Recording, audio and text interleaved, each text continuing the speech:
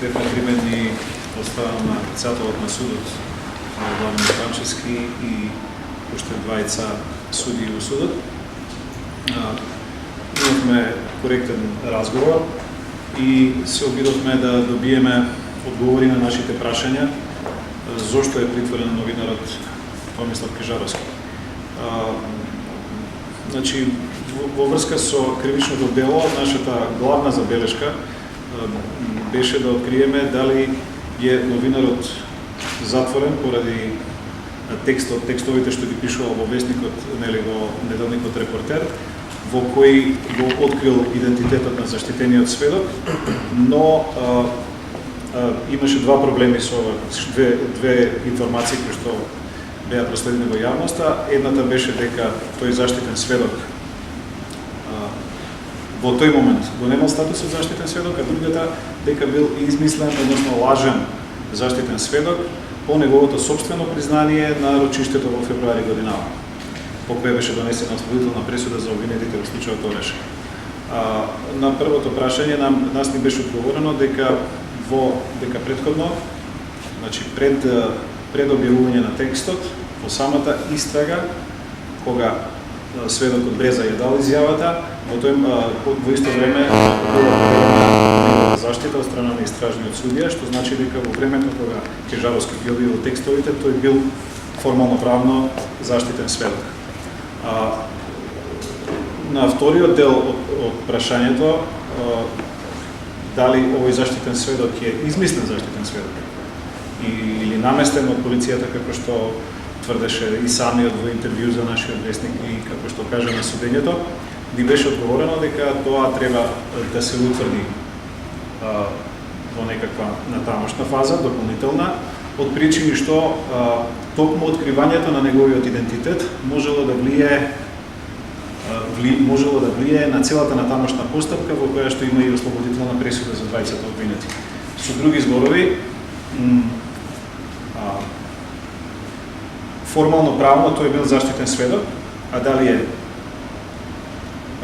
измислен лажен сведок или автентичен сведок, понатаму ќе се утврдува, меѓутоа тоа една од причините поради кои можеби тој ја открил оваа приказна, го разоткрил својот идентитет и кажал дека полицијата го гони, е неговото поранешно говорење пред судот, односно сведочење пред судот, дека доколку му биде откриен идентитетот на заштитен сведок, тој ќе ја неагира приказната. Тоа значи дека имаме една, така, можем да кажем, правна заврзлама во приказната. Ние не знаеме што ќе се изроди од случајот Ореше, меѓутоа не ни сакавме да навлегуваме во детали кои што ќе бидат дел од постапката. Вториот дел во врска со притворот, како новинари, како иницијативен одбор, бевме и Сдруженијето новинарите, сите новинарски асоциации бевме загрижени зошто му е определен притвор на новинар. Ни беше одговорено дека станува збор за тешко кривично дело, дека без оглед дали станува збор за новинар, притворени се и суди, и обвинители, дека сите имаат еднаков третман од страна на истражниот судија. Тоа е едно. И второ, дека причините за определување притвор на новинарот Кежаровски се токму оние што се наведени, иако за нас дел од тие причини не се оправдани, особено делот каде што се вели дека ќе влие без јавноста и делот каде што вели дека ќе се даде во бегство, иако знаеме дека станува збор за новинар, јавна личност кој нема такви не само намери, тука едноставно дека не може да избега од правдата. Побаравме иако тоа не можеме да го побараме од председателот на судот, затоа што тој нема ингеренции има директно истражниот судија, но побаравме во правна постапка, се разбира, да се преиспита мерката притвор врз новинарот. Затоа ни беше одговорено дека судијата е должен по службена должност тоа да го преиспитува, доколку ги навреме ги испиша сведоците, доколку ги острани сите пречки, да ја замени таа мерка притвор со некаква друга мерка или да го ослободи. Но на прашањето зошто нема жалба,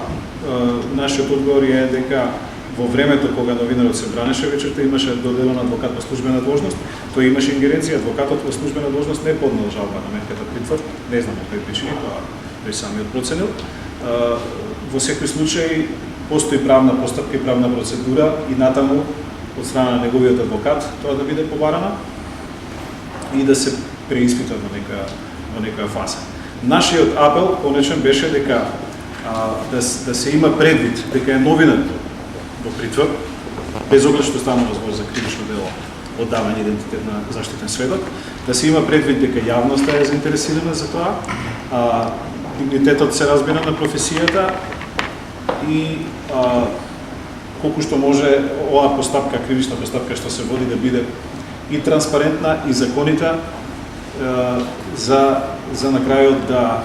да имаме навистина правна разврска од која што сите ќе можеме да бидеме задоволни да одговорите.